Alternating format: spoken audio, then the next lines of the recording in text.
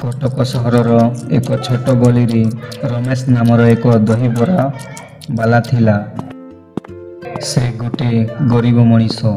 ନିଜ ଜୀବନରେ ଧନ ଦୌଲତ ନଥିଲେ ମଧ୍ୟ ମନରେ ସତ୍ୟ ଓ ଭଲ ମଣିଷ ଥିଲା। ପ୍ରତିଦିନ ସକାଳୁ ଉଠି ସେ ଦହିବରା ଆଳୁଦମ ତିଆରି କରି ଏକ ଟୋକରୀରେ ରଖି ଗରମ ଦହିବରା ଡାକି ଗଲି ଗଲି ଘୁରୁଥିଲା। ତାଙ୍କ ଦହିବରା ଖାଇଥିବା ଲୋକେ କହୁଥିଲେ, ଏହି ଦହିବରାଙ୍କ ହାତର ଦହିବରାରେ ମାୟା ଅଛି।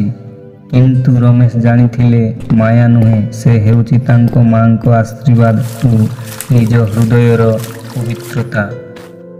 ରମେଶଙ୍କ ଜୀବନ ବହୁତ ସଂଘର୍ଷମୟ ଥିଲା। ତାଙ୍କ ମା ବହୁତ ବୟସ୍କ, ଶରୀର ଦୁର୍ବଳ। ସେ ଦିନରେ ଦହିବରା ବୁଲାଏ ଓ ରାତିରେ ମାଙ୍କ ଯତ୍ନ ନେଇଥାଏ। ଖାଦ୍ୟ ନଥିଲେ ସେ ମାଙ୍କୁ ପ୍ରଥମେ ଖାଇବା ଦେଇ ନିଜେ ଖାଲି ପେଟରେ ଶୋଇଯାଉଥିଲା। ଏକ ଦିନ ସକାଳେ ବର୍ଷା ପଡ଼ିଲା। ଗଳିଗୁଡ଼ିକ ପାଣିରେ ଭରିଗଲା। ଲୋକେ ବାହାରୁ କମ୍ ଆସୁଥିଲେ। ସେଦିନ ରମେଶଙ୍କ ଦହିବରା ବିକ୍ରି ହେଲା ନାହିଁ। ସେ ଦୁଃଖିତ ହୋଇ ଘରକୁ ଫେରୁଥିବା ସମୟରେ ରାସ୍ତା କୂଳେ ଏକ ଭୋକା କୁକୁର ଓ ଏକ ଛୋଟ ଛୁଆ ଦେଖିଲେ। ଦୁଇ ଜଣ ବର୍ଷାରେ ଭିଜି ଥର ଥର କମ୍ପୁଥିଲେ। ଛୁଆ ତାଙ୍କୁ ଦେଖି କହିଲା, ଭାଇ, ମୁଁ 2 ଦିନ ହେଲା ଖାଇନି, କିଛି ଦିଅନ୍ତୁ। ରମେଶ ଟୋକରୀ ଖୋଲିଲେ। ସେଠାରେ ଥିଲା କେବଳ 2ଟି ବରା ଓ ଟିକେ ଦହି। ସେ ହସିଲେ ଓ କହିଲେ, ଏହା ମୁଁ ମୋ ମା ପାଇଁ ନେଇଥିଲି, କିନ୍ତୁ ତୁମକୁ ଭୋକ ଲାଗିଥିବାରୁ ତୁମେ ନେଇ ଖାଅ। ଛୁଆ ଓ କୁକୁର ଦୁହେଁ ଖାଇଲେ। ତାଙ୍କ ମୁହଁରେ ହସ ଫୁଟିଲା। ରମେଶ ଭିଜା ଦେହ ଓ ଖାଲି ପେଟରେ ଘରକୁ ଫେରିଲା। ସେ ରାତିରେ ମାଙ୍କୁ ସେ ସତ୍ୟ କହିଲେ। ମା ହସି କହିଲେ, ପୁଅ, ଯେଉଁ ମଣିଷକୁ ଭୋକାକୁ ଖାଇବା ଦିଏ ସେ କେବେ ଗରିବ ନୁହେଁ। ଭଗବାନ ତାହାର ଭୋକ ଭରି ଦିଅନ୍ତି। ପରବର୍ତ୍ତୀ ଦିନ ସକାଳେ ରମେଶ ବଜାରକୁ ଗଲା।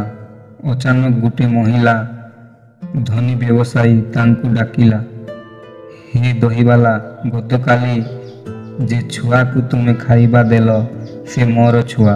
ସେ ହେଲା ଗୋଟିଏ ଛୋଟ ପିଲା। ତୁମେ ତାହାକୁ ବଞ୍ଚେଇଛ। ମୁଁ ତୁମର ଋଣୀ।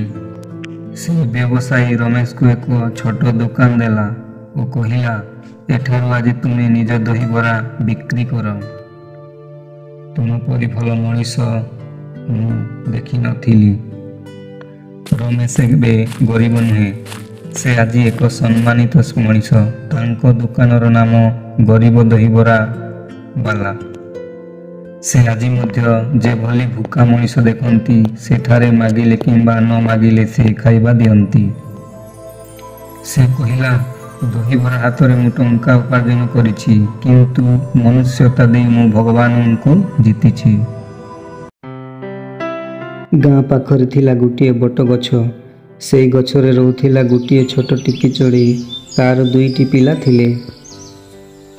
ଚଢ଼େଇ ତା ବସାରେ ପିଲାଙ୍କୁ ଖାଇବା ଦେଉଥିଲା। ଚଢ଼େଇଟି ବୁଦ୍ଧିମାନ ଥିଲା। ନିଜେ ଛୋଟ ହୋଇଥିଲେ ମଧ୍ୟ ଡାଳରେ ସୁନ୍ଦର ବସାଟିଏ ବାନ୍ଧି ରହିଥିଲା। ଏକ ଦିନ ବର୍ଷା ପଡ଼ିଲା। ଗଛ ତଳେ ବସିଥିବା ବାନରଟି ପୁରା ଭିଜିଗଲା। ବାନର ଭାଇ, ତୁମେ ବଡ଼ ଶକ୍ତିଶାଳୀ, କିନ୍ତୁ ଘର ବନେଇବାକୁ ବୁଦ୍ଧି ବ୍ୟବହାର କରିଲେ ନାହିଁ। ଦେଖ, ମୁଁ ଛୋଟ ହୋଇଥିଲେ ମଧ୍ୟ ବସା କରିଛି, ବର୍ଷାରୁ ବଞ୍ଚି ପାରୁଛି। ଆରେ ଚୁପ୍, ମୋତେ ପାଠ ପଢ଼େଇବନି। କ୍ରୋଧରେ ବାନରଟି ଗଛକୁ ଡିଆଁ ମାରିଲା। ଚଢ଼େଇର ବସା ଭାଙ୍ଗିଦେଲା। ଚଢ଼େଇ ନିଜ ପିଲାଙ୍କୁ ନେଇ ଆକାଶକୁ ଉଡ଼ିଗଲା। ସେ ବୁଝିଲା, ଶକ୍ତି ଥିଲେ ମଧ୍ୟ ବୁଦ୍ଧି ନଥିଲେ କେହି ସୁଖୀ ହୋଇପାରିବେନି।